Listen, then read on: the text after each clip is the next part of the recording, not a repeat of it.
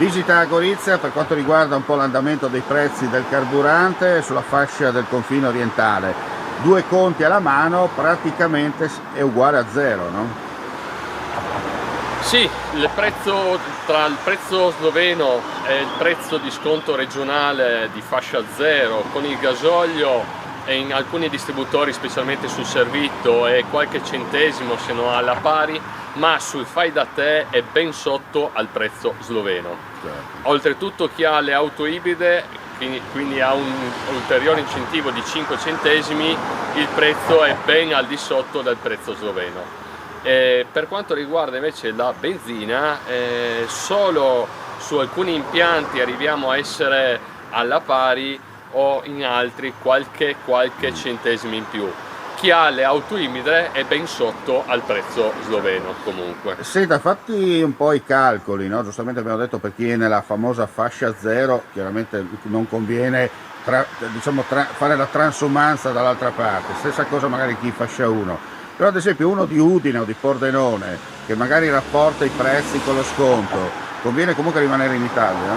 Assolutamente sì, anche perché farsi 30-40 km e consumare magari 2-3, anche 4 litri di carburante alla fine non conviene il risparmio, anzi si va a peggiorare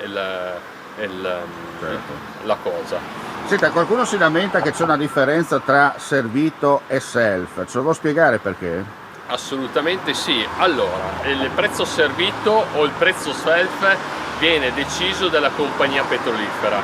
Il gestore nel prezzo servito guadagna 5 centesimi lordi, invece nel prezzo fai da te, ovviamente concordato con la compagnia e quindi a un prezzo inferiore, quindi una percentuale viene messa dalla compagnia ma anche una percentuale del gestore, quindi un gestore va a guadagnare non più 5 centesimi lordi al litro ma ben 3 centesimi lordi al litro, quindi bisognerebbe vendere molti più litri per pareggiare ovviamente il guadagno perso in quella parte lì.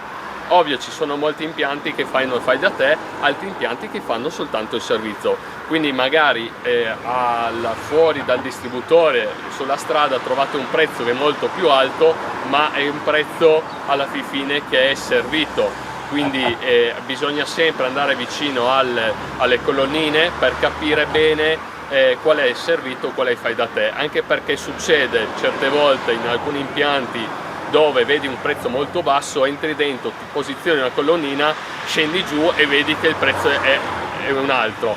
Non fa il furbo il gestore, ma alla fine è un prezzo servito, internamente c'hai il prezzo fai da te. Oltretutto con le normative a livello nazionale il prezzo più basso all'interno del distributore deve essere esposto al di fuori del distributore, così un cliente lo vede.